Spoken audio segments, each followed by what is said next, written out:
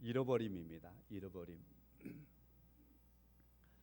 우리가 성경을 읽다 보면 잃어버림에 대한 주제를 많이 만나볼 수 있습니다. 창조자를 잃어버림, 하나님의 법궤를 잃어버림, 하나님께서 주신 기업을 잃어버림, 하나님의 나라를 잃어버림, 또 국가를 잃어버린 사건들도 있습니다. 사명을 잃어버림, 한 문화를 남편에게 받았는데 한 문화를 그 중에서 하나를 잃어버림, 달란트를 잃어버림, 오늘 본문에서는 예수님을 잃어버림. 또 이런 말씀들 안에서 예수님을 잃어버린 사람들은 또 무엇을 잃어버렸을까? 예배의 생활을 잃어버림, 기도 생활을 잃어버림, 은혜가 은혜인 것을 잃어버림, 하나님께서 주신 그 평안의 모습과 삶들을 잃어버림, 하나님의 나라에 대한 소망을 잃어버림, 저런 많은 잃어버림의 주제들을 우리가 성경을 통해서 만나볼 수 있고요. 여러분은 이러한 잃어버림 안에서 혹시나 잃어버린 게 없습니까?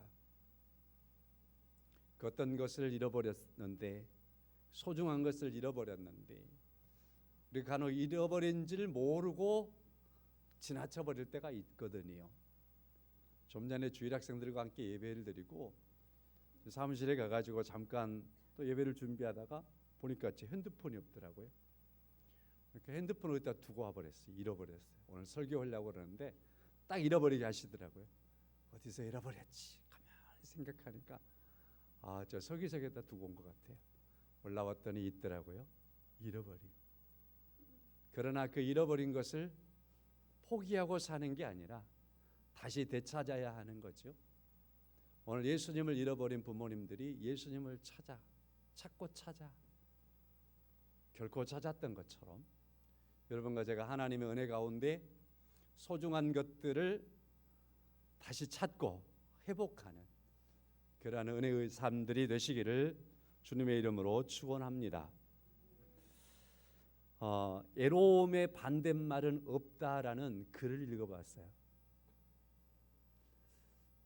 좀 제목이 눈에 싹 들어와서 애로움의 반대말은 없다. 그 보니까 표준 국어 사전에 애로움의 반대말을 찾으면 없대요. 애로움이 무슨 뜻이냐? 홀로 되어 쓸쓸한 마음이나 느낌이다. 그런데 이 애로움의 반대말은 없다. 영어에도 없다. 이 애로움의 반대말은 없어서 사회학자들이 또 많은 이들이 말하기를 함께하는 것 아니겠느냐, 동거하는 것, 동반하는 것, 이런 것이 혹 반대적인 의미가 아니겠느냐, 그렇게 말은 하지만 정확하게 애로움의 반대말이라고 정의할 수는 없어요. 소통으로 성공을 디자인하라고 하는 책을 표영호라고 하는 그 방송인이 썼어요. 그분이 이런 말을 하죠. 사람은 태어나면서부터 죽을 때까지 한순간도 애롭지 않은 날이 없다. 그럼 맞는 말 같아요? 틀린 말 같아요? 사람은 태어나서 사는 날 동안 한순간도 애롭지 않은 날이 없다. 그러므로 애로움의 반대말은 사람에게 필요 없다. 우리 인류는 파트너를 잃어버렸습니다. 첫 번째 조상이 교제의 파트너를 잃어버렸습니다. 하나님께서 사람을 창조하신 이유는 교제를 위해서 창조하셨습니다. 그리고 우리가 하나님과 교제할 때 하나님은 이를 통해서 영광을 받습니다. 하나님과 교제할 때 하나님을 영화롭게 하는 우리들의 행위가 되는 겁니다. 자, 그런데 우리 첫 번째 조상이 하나님과의 그 교제의 파트너인데 하나님을 잃어버린 거예요. 자, 이렇게 됨으로 말미암아서 하나님과 교제가 단절됨으로 하나님이 찾아오시는 거예요. 아담아 어디 있느냐? 하나님이 아담을 찾는 겁니다. 내가 여기 있는데 너 어디 있느냐? 항상 하나님은 모든 사람에게 자신을 보이시고 나타내시고 계시는 분인데 사람들이 그 하나님을 잃어버린 겁니다. 그래서 하나님과의 교제를 잃어버리는 거죠. 함께하는 모습을 잃어버리는 거죠. 그러므로 하나님을 잃어버렸을 때 아담은 숨는 자가 되는 거예요. 핑계하는 자가 되는 거예요. 두려워하는 자가 되는 겁니다. 거짓말하는 자가 되는 겁니다. 그의 사랑하는 아내였던 하와에게 떠넘기는 자가 되는 겁니다. 핑계하는 자가 되는 거고요. 그리고 심지어는 하나님이 내게 주었더니라고 하면서 하나님을 향한 원망을 던지는 것 같은 그러한 표현까지 쓰는 것이 하나님을 잃어버린 인간의 모습입니다. 아담의 모습이고 오늘 하나님을 잃어버린 사람들의 모습이 그렇습니다. 여러분과 제가 하나님을 잃어버렸다면 이런 요소들이 많이 나타나는 거겠죠. 성경을 보면 끊임없이 다가오는 또 하나의 주제가 있습니다. 그래서 하나님은 늘 우리와 함께 하신다라는 사실입니다. 성경에 그래서 함께 한다라는 주제가 최근에 제가 많이 다루고 있는데 이 성경에서 함께 한다라고 하는 이 주제가 빼버릴 수가 없는 너무나 중요한 그러한 주제인 것입니다. 아브라함과 함께 하심, 요셉과 함께 하심, 모세와 함께 하심, 출애굽했던 이스라엘 백성들과 함께 하심.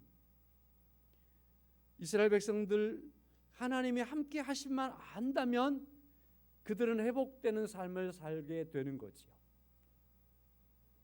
하나님이 함께 하심만 그들이 한다면 요셉처럼 살 수 있고 다윗처럼 살 수 있게 되는 거지요.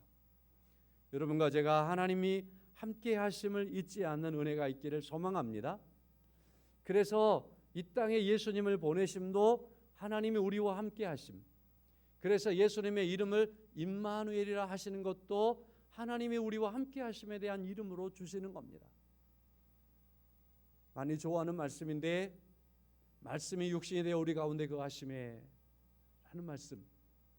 하나님께서 우리와 우리 가운데 계시기 위하여 말씀으로 함께 하신다라는 사실. 성경에서 예수 그리스도는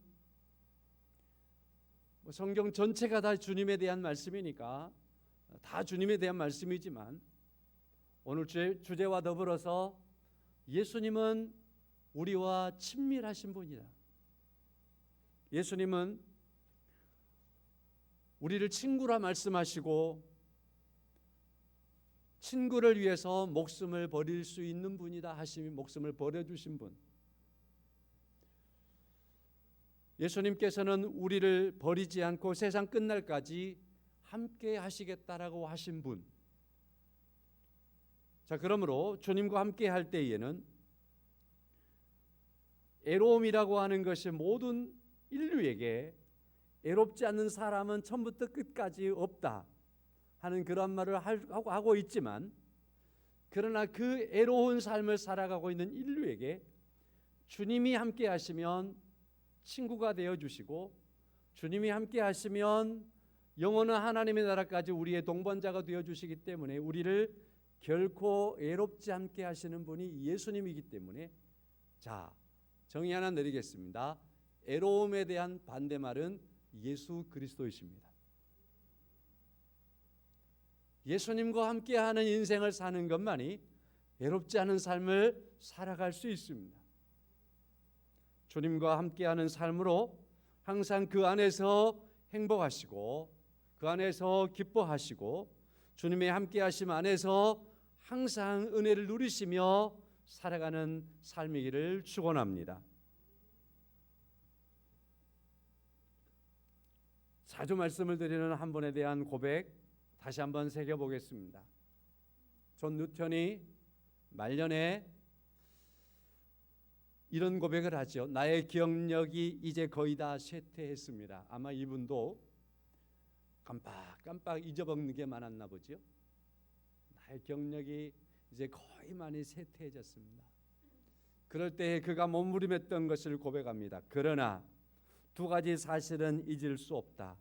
첫째는 나는 큰 죄인이라는 사실과 둘째는 예수 그리스도는 크신 구세주라는 사실이다. 나는 죄인입니다. 그러나 내가 죄인이지만 그러나 예수 그리스도께서 나의 큰 구세주라는 것을 나는 잊을 수 없습니다. 잊지 않을 겁니다. 내가 경력이 쇠퇴해져서 내 이름을 잊어버린다 할지라도 예수라고 하는 이름은 잊을 수 없습니다. 그분의 존재를 잊을 수 없습니다. 주님을 잊을 수 없습니다. 라고 고백하는 이러한 고백처럼 여러분과 제가 주님을 잊지 않고 사는 은혜가 있기를 축원합니다. 오늘 제목이 그래서 잃어버림입니다. 잃어버림. 그 안에는 반대로 우리는 주님을 잃어버리면 안 됩니다라고 하는 강한 메시지를 넣고 있습니다. 오늘 본문의 말씀은 예수님의 유년 시절이지요. 12살 때 그의 부모가 유월절을 지키기 위해서 42절에 예수께서 12살 됐을 때에 그들이 이 절기의 관례를 따라 올라갔다 그랬습니다. 예루살렘으로 올라갔습니다. 마리아와 요셉은 유대인이어서 절기와 관례를 따라, 그러니까 유대인으로서 절기를 지키고 관례를 지키고 율법을 지키며 살아가고 있는 그러한 신실하고 의로운 그러한 이들이었습니다. 예수님이 12살 되었을 때에 그 해에도 유월절을 예루살렘에서 지키기 위해서 정확한 거리를 모르겠습니다마는 나사렛에서 예루살렘으로 올라왔습니다. 그리고 그 절기를 다 지키고 다시 돌아가는 길입니다. 자, 그런데 이 돌아가는 길에 예수님을 잃어버리고 말았다라는 것입니다. 바로 그 사건을 기록하고 있습니다. 오늘 본문의 말씀을 이렇게 보면서 중요한 의미를 우리가 끌어내기 위해서 반복되는 언어들을 찾아볼 이유가 있을 겁니다. 41절의 말씀에 그의 부모가 하는 말씀을 하고 있고요. 자, 그런가 하면 48절의 말씀에도 그의 부모가 이런 말씀들을 하고 있습니다. 그리고 50절의 말씀에서 그 부모가 라고 말씀을 하고 있습니다. 48절에서 예수님을 찾고 나서 내 아버지와 내가 부모인 우리가 이런 고백을 하고 있습니다. 자, 이런 말씀들을 보면 최소한 4번, 5번 이렇게 그 부모에 대한 표현들이 나타나고 있는 걸 볼 수 있습니다. 부모가 중요하다라는 거지요. 중요한 부모가 그 아들을 잃어버렸다라고 하는 말씀이지요. 부모는 자식에게 있어서 얼마나 중요하지 않습니까? 그런가 하면 부모에게 있어서 자녀도 중요하지 않습니까? 이 중요성을 우리가 감히 어떻게 떨어버릴 수 있겠어요? 우리나라에 최근에 있었던 한 사고 때문에 부모들의 절규하는 것을 우리가 늘 만나볼 수 있지 않습니까? 얼마나 부모가 마음 아파합니까? 그 자녀들 때문에, 잃어버린 자녀, 죽어버린 자녀 때문에 가슴이 찢어지고 말이죠. 울분이 터지고 말이죠. 그 아이를 때문에 막 기절을 하고 말이죠. 얼마나 외타하고 말이죠. 어떻게 살아가야 할지 삶을 잊어버릴 것 같이 정신을 잃어버리는 그런 모습들이 부모가 자식과의 관계 속에서 잃어버림 안에서 나오는 그러한 것을 우리가 볼 수 있습니다. 최근에 우리 집사님 이정금 집사님이 하나님의 부름을 받았는데 언젠가도 말씀을 드린 것 같네요. 이분이 글을 초등학교 때 조금 배웠던 것 같아요. 그래서 그때 이제 글을 하나 둘 쓰는데 글을 안 써봤기 때문에 제가 글을 보면 이 글이 그죠? 글이 아닌 것처럼 느껴지지만 하도 쓰니까 이제 글이 되는 거죠. 그리는 거예요. 그리는. 그런데 이 그리는 글로서 성경을 3번 필사하시고 돌아가셨습니다. 성경을 3번. 자, 그런데 언젠가도 소개를 해드렸죠. 1줄, 2줄, 석 줄, 넉 줄, 5줄 성경을 쓰는 거예요. 그 다음에는 빨간 펜으로 바꾸는 거예요. 그리고 나서 큰 아들, 둘째 아들, 셋째 아들 이름들을 쓰는 거예요. 이걸 성경을 3번 쓰는 동안에 반복을 한 거예요. 돌아가시고 나서 가만히 생각해 봤어요. 이 세상에서 자식 이름을 제일로 많이 써본 양반이 이 양반이겠다. 그렇죠? 기네스북에 올려야 될 것 같아요. 성경을 5줄 쓰고 자식 이름 쓰고. 그렇잖아요. 얼마나 자식들이 마음에 있으면 엄마가 자식을 향한 마음이, 그래서 아마도 이분만을 얘기하는 건 아니겠죠. 이 세상의 부모는 자식에 대한 그 중요성이 그렇게 큽니다라는 거죠. 자식이 전부라는 거잖아요. 자녀가 하나님 앞에 잘 되기를. 뭘 제가 더 설명할 수 있겠어요.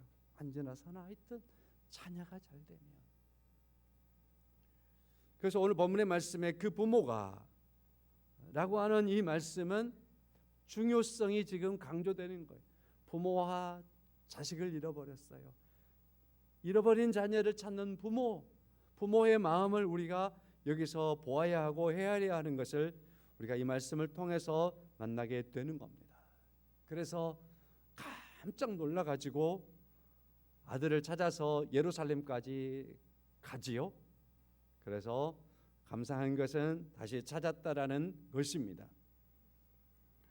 자, 여기에서 부모에게 있어 가장 중요한 것이 자식이라고 하는 표현들처럼 오늘 요셉과 마리아가 가장 중요한 것을 잃어버렸다라는 말입니다. 지금. 다시 말해서 이 말씀은 오늘 이 시대를 살아가는 사람들이 예수를 잃어버리는 것은 가장 중요한 것을 잃어버린 것입니다라는 거죠. 더 비교할 수 없을 만큼 중요한 것이 예수고, 예수를 잃어버리는 것이 가장 중요한 것을 잃어버린 것이라는 겁니다. 오늘 본문에 대한 상황을 우리가 다시 한번 성경을 읽었으니까 살펴드리는 게 중요하다 생각을 해서, 유대인들은 3대 절기를 예루살렘에 가서 지켜야 하는 겁니다. 신명기 16장 16절에 1년에 3번 곧 무교절과 칠칠절과 초막절에 내 하나님께서 택하신 곳에서 여호와를 배웁고 라는 말씀을 하죠. 그래서 모든 유대인의 남자들은 이렇게 예루살렘에 가서 하나님께 이 절기를 3번씩 지키는데, 바벨론 포로 이후에 이들은 삶에서 이걸 다 지켜내지는 못하죠. 그래서 최소한 한 번 가장 중요한 유월절 이럴 때는 예루살렘에 가서 유월절을 지키려고 하는 노력들을 하는데, 오늘 마리아와 그리고 요셉도 이 일들을 하고 있는 겁니다. 근데 예수님의 나이가 12살입니다. 유대인들은 13살이 되면 언약의 아들, 계명의 아들 이렇게 해서 성인식을 합니다. 지금도 현대에도 유대인들은 이때의 성인식을 굉장히 성황스럽게 합니다. 제가 예루살렘 통곡의 벽 가가지고 잠깐 있을 때에 마침 막 빵빠레가 울리고 사람들이 대회를 이끌고 노래를 부르고 막 축하를 하고 그러한 대회 있잖아요. 그런 대회를 만났어요. 무슨 대회인가 확인하니까 그게 성인식이에요. 성인식. 그러니까 지금도 유대인들은 13살이 되면 성인식을 그렇게 중요하게 생각하고 성인식을 치러줍니다. 그래서 이 성인식은 고대부터 있었던 유대인들의 중요한 행사였습니다. 그래서 이 아이가 이제는 율법의 아이가 됐다. 이 아이가 이제는 계명의 아들이 됐다. 하나님의 아들이 됐다라는 거죠. 근데 예수님은 아직 12살이니까 1살 남았잖아요. 그래서 어떤 경건한 유대인들은 13살이 되기 한두 살 전에 6월절에 예루살렘에 가면서 이제는 13살 되면 네 스스로 이것들을 감당해야 되니까라고 하면서 미리 한 1, 2년 전에 데리고 가서 예루살렘을 구경도 시켜주고 그리고 이렇게 살펴도 보고 어떻게 하는가 한번 견학도 시키는 겸해서 건강한 아이들, 지혜로운 아이들, 또 하나님 앞에 온전히 바치고 싶어하는 그런 간절함 안에서 미리서 데리고 가는 거예요. 그런 의미로 예수님이 12살에 나사렛에서 예루살렘까지 부모를 따라서 왔던 겁니다. 자, 그리고서 행사를 다 마치고 돌아가는 길인데 예수님이 예루살렘 성전에 머물러 있어 버린 거죠. 자, 그래서 이제 부모님은 돌아가는 길에 하룻길을 가버렸어요. 그리고 나서 아이를 찾는데 동행 중에서 아무리 찾아도 예수를 찾을 수가 없는 겁니다. 이들은 돌아갈 때 이런 형식으로 돌아갔다고 많이들 얘기합니다. 먼 곳에서 왔기 때문에 어느 지역 마을 사람들이 예루살렘을 향해서 출발할 때 우리 어느 날 몇 시에 함께 갑시다 모여서 출발하는 거죠. 친척이, 동네 사람들이, 이웃들이 그렇게 함께 모여서 출발을 하는 거예요. 출발하지만 어느 만큼 가다 보면은 남자들은 남자들끼리, 여자들은 여자들끼리 어느 만큼 대열이 달라지는 거죠. 자, 그래서 이처럼 남자들끼리, 여자들끼리 이렇게 어린 아이들은 엄마를 따라서 이렇게 오가는 그러한 먼 여행이 되는 겁니다. 예수님의 나이는 12살이니까 어중간한 나이에 이거 어른도 아니고 아이도 아니고 아마 예루살렘을 향해서 올 때도 그래서 이쪽도 끼었다 저쪽도 끼었다 그 나이는 그렇게 왔을 거예요. 그래서 엄마는 생각하기를 아빠들 무리에 있겠지, 남자들 무리에 아이들이 있겠지. 그런가 하면은 아버지는 생각하기를 아이고 아직 어리니까 엄마들 무리에 애들과 함께 오겠지. 그렇게 하면 하룻길을 가버리는 겁니다. 성도 여러분, 이 말씀을 제가 이 어휘력이 부족해서 설명한다는 게 참 부족한데 가만히 생각해 보세요.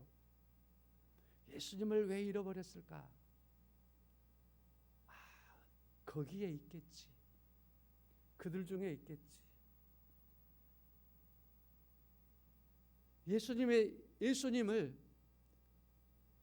그들의 눈으로 깊이 관찰하지 않고 확인하지 않고 마음에 두지 않고 함께 있겠지 이렇게 짐작해버리고 넘겨짚어버리는, 대충 생각해버리는 바로 그러한 발걸음이 예수님을 잃어버린 발걸음이 되고 말았다라는 사실입니다. 그러다가 어느 지점에 갔을 때, 어느 시점이 됐을 때 비로소 그때 보니까 아이쿠야, 오늘 우리는 코로나 시기를 지내왔습니다. 여기까지 와서 이제는 제가 마스크를 벗었습니다마는 이제 마스크를 벗고 예배를 드려도 괜찮아요. 그런 시대가 이제는 국가에서도 괜찮다고 그래요. 이 시기까지 왔습니다. 이 시기까지 오면서 우리가 이 코로나 시대를 지나면서 이리 밀리고 저리 밀리고 가야 할 길이 멀고 또 이런 사정 저런 사정에 지내다가 예수님에 대한 생각을 깊이 안 했다면, 예수님에 대한 어떠한 관심을 깊이 두지 않았더라면 많은 사람들은 오늘 이 시점에서 여기까지 와 있는 이곳에서 돌아보면 많은 사람들이 지금 예수를 잃어버린 사람들이었다라는 겁니다. 저는 그렇게 보는 거예요. 다행스럽고 감사한 것은 여기에 계신 분들은 이 어려움의 시간들을 그래서 계속해서 말걸음 속에서 예배드리는 자리를 잃어버리지 않았고 하나님 찬양하는 자리를 잃어버리지 않았고 그리고 함께 이처럼 은혜 받는 자리를 잃어버리지 않았고 계속해서 이처럼 예배하는 모습의 삶들을 잃어버리지 않았던 것들에 대해서 저는 너무나 감사해요. 그럼에도 불구하고 혹시나 내가 이 시점에서 지금 주님을 내가 잊어버리고 여기까지 오지 않았을까 하는 것들을 돌아봐야 할 것입니다. 이제는 여러분, 내일 아침부터 강제하지는 않아요. 저는요.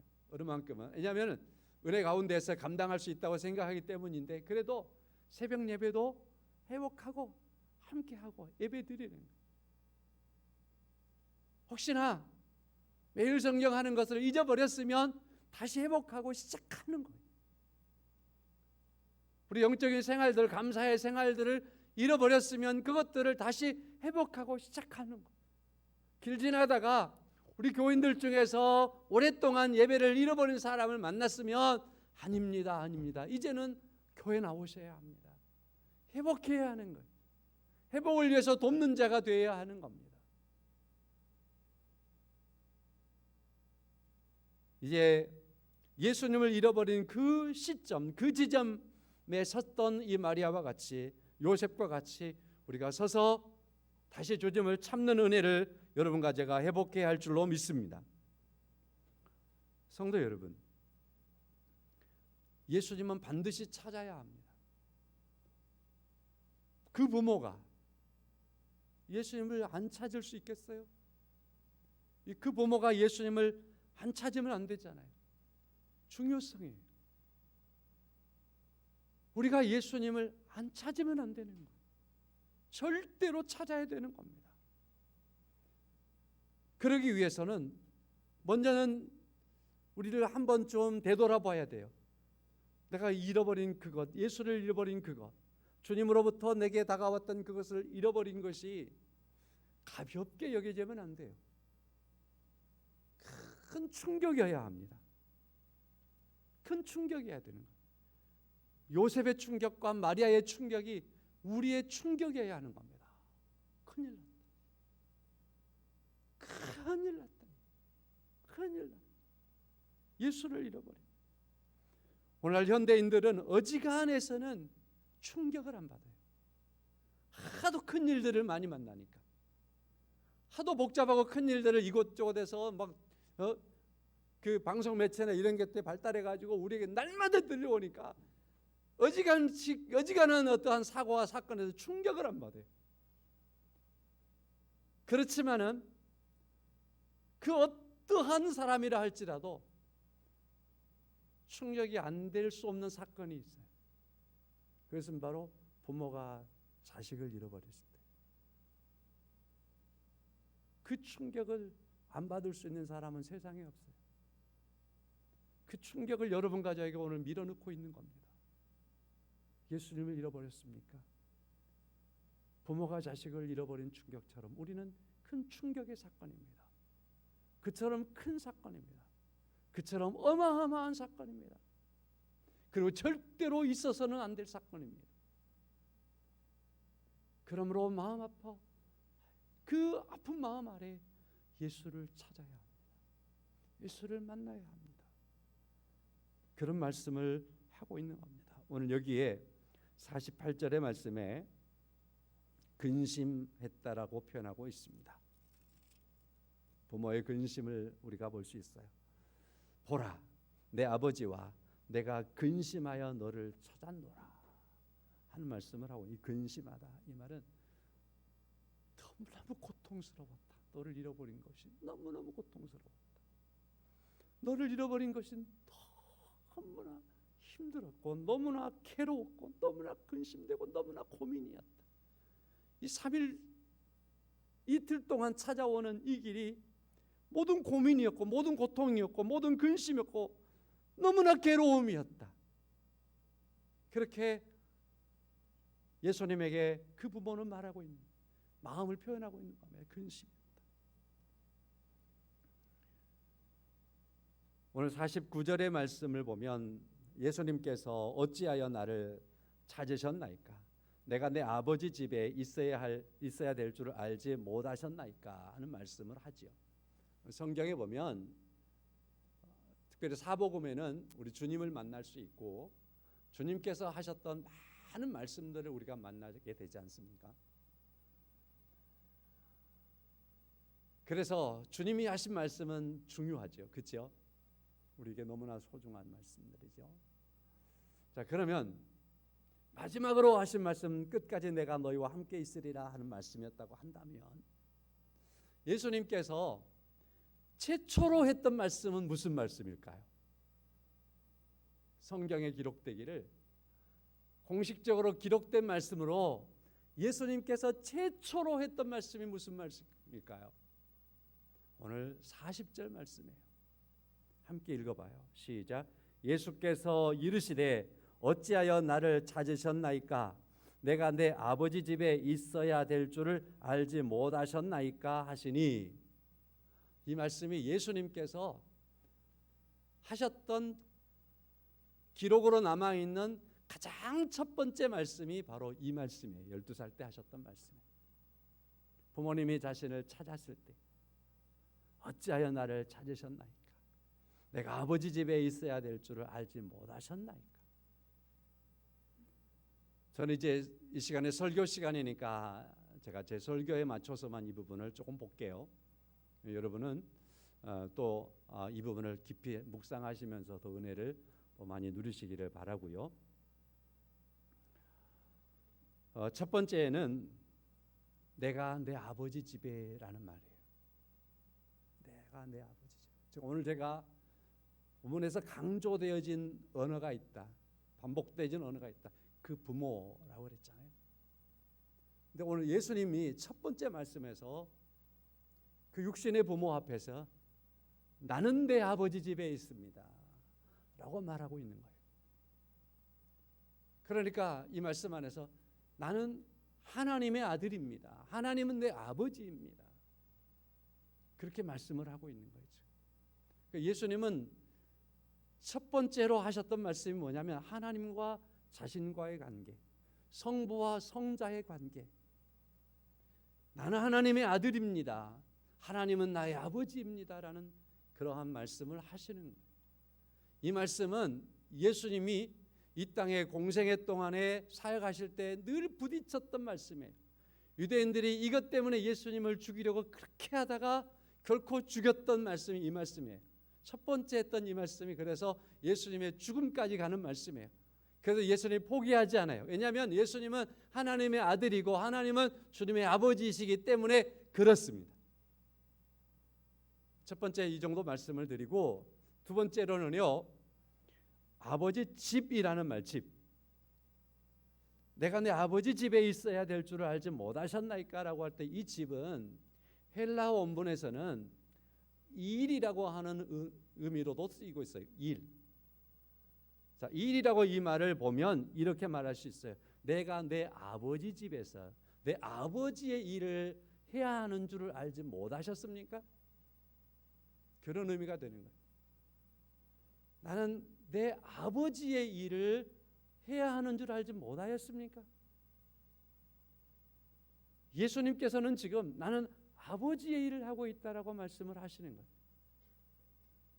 자, 그렇다고 한다면 사랑하는 성도 여러분, 하나님은 항상 주님께서 일하시는 곳에 하나님이 계시고 하나님은 또한 항상 일하시는 분이 하나님이십니다. 그래서 하나님이 일하시는 그곳에 주님이 계시고 주님이 일하시는 곳에 하나님이 계십니다. 믿으십니까? 자, 그러므로 이제 말씀을 이렇게 제가 정리해서 맞춰드리겠습니다. 항상 하나님이 일하시는 곳에 주님이 계시기 때문에 주님이 계신 곳은 항상 하나님의 일하시는 곳입니다. 여러분과 저와 하나님은 항상 일하시면서 함께하고 계시는 겁니다. 그래서 하나님이 일하시는 그곳에 여러분과 제가 있습니다.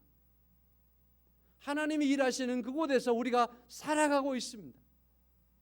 하나님이 일하심을 믿고 하나님이 일하시는 그곳에 여러분과 제가 살아가고 있으며 하나님의 일에 함께하고 있는 것을 우리가 늘 기억한다면, 이걸 잊지 않고 살아간다면, 그곳에 있다면 그곳에 주님과 함께하고 있는 삶을 사는 겁니다. 그러므로 성도 여러분, 예수님을 잃어버리지 않는 사람이 누굽니까? 하나님의 일을 기억하며 사는 사람입니다. 하나님이 지금 나의 삶 가운데 일하고 계시는 것을 믿고 사는 사람입니다. 그 사람이 바로 주님을 만난 사람이고 주님과 함께하는 사람입니다. 많은 일을 하고 살아가잖아. 일하지 않고 사는 사람이 누가 있어요? 그렇지만은 하나님의 일하는 것을 놓쳐버리는 사람들이 많다라는 겁니다. 그 사람은 하나님을 잃어버린 사람이고요. 내 일만 감당하다가 하나님의 일하심에 대하여 절대로 생각하지 못하고 살아가는 사람은 주님을 그처럼 철저하게 잃어버린 사람이라는 것입니다. 우리의 모든 삶과 생활 속에서 내가 일하는 그곳에서, 내가 살아가는 그곳에서 하나님이 일하시고 계시다. 그곳에 쫓겨서 일하고 계시다. 그러므로 내가 그 주님과 함께 일하고 있다. 그래서 주님과 함께 살아가는 삶을 사는 사람은 우리 인류가 파트너를 잃어버렸다. 제가 서론에 그렇게 시작했잖아요. 하나님을 잃어버렸다. 하나님을 잃어버린 한은 인생은 태어나서부터 죽을 때까지 애롭지 않을 때가 없는 거예요. 애로움의 삶을 사는 거예요. 그러나 그에게 예수 그리스도를 만남이, 그리스도를 찾음이 곧 그 애로움을 벗어나는 삶을 사는 거고, 그가 행복하고 기쁨의 삶을 살아가면 될 터인데, 바로 그러한 중요한 삶은 하나님의 일하심 안에 있습니다. 그 안에 살아갈 때 우리는 하나님의 자녀고, 하나님은 나의 아버지가 되시고, 그래서 40절의 말씀을 주님이 하신 말씀이지만, 어찌하여 나를 찾으시냐, 내가 내 아버지 집에서, 나는 하나님 앞에서, 하나님의 집에서 하나님의 일을 하는 사람들, 주님과 함께 그렇게 살아가는 사람임을 우리가 살아갈 때 주님을 잃어버리지 않고 사는 은혜로운 삶을 살게 되는 줄로 믿습니다. 이제 우리 찬송하겠습니다. 그래서 우리는 이 땅을 살아갈 때